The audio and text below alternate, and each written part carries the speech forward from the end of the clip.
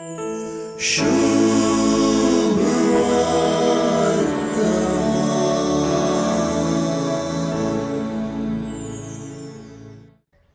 कोण मुझे उतर पाळता तो केदींच मरण देखसोना म्हणली जेजूची उतरां एक विशेष भविष्यवाणी सुचयतात. तेच परी ही उतरां देवातय वा जेजूतय संबंधाक करी वाटी सुचयतात. जेजून जुदेवांक ही उतरां सांगलेल्या वेळार सुवार्तेंत जुदेवांनी हींच उतरां म्हणजे जो कोण मुझे उतर पाळता तो केदींच मरण देखसोना पुनरुचरलेली दिसून येतात. ह्या मुखांतर जेजूचे उतर आयकून जाका सुवार्तेचो वस्तू स्पष्ट जालो. जुदेवांक जेजूची उतरां समजोंक ना तरी तांची सावालां बरीत उतरां आमकां जेजू विशीं आनी बापा विशीं जायत्यो संगती कळीत करतात. हे दिशेन तांणीच उल्लेख केल्ली आब्राहामा संबंधी गजाल जेजूक जोगतें विवरण दिवंक उपकारता. आब्राहाम देवाचें उतर आयकल्लो मनीस.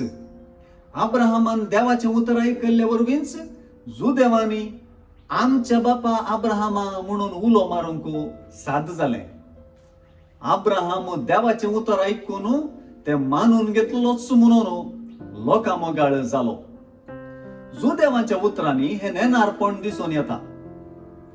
जेजू मुखांतर व्यक्त जावचें देवाचें उतर देवा बापाकच उगडापें करता. जेजूक वळखल्या शिवाय बापाची वळख जावंक साध्य ना म्हणून सुवार्ता रुजू करता. सतत हांव तुमकां सांगता आब्राहामाच्या आदींच हांव आसां म्हणली उतरां जुआंचे सुवार्तेचे सुरवातेरच सांगल्ली उतरां उजवाडाक हाडतात.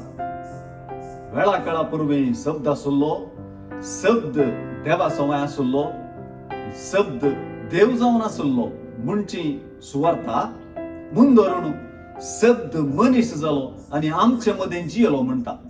ह्या मुखांतर जेजूचे पूर्व अस्तित्व वा आब्राहामा आदींच ताचें अस्तित्व रुजू जाता. जशें जेजू बापाक वळखून ताचें उतर पाळता तशेंच आब्राहामानी देवाचें उतर पाळ्ळें. हीच देवाचें उतर पाळपाची चाल सर्वांनी पाळूंक जाय म्हणून जेजू उलो दिता. हे उतर जेजू मुखांतर परगट जाता म्हणजे महत्वाचे. जो कोण मुझे उतर पाळता तो केदींच मरण देखसोना वा जो कोण जेजूचे उतर पाळता तो जिवीत जोडता म्हणची भविष्यवाणी आज आमचे थंय खरी जावंक जाय.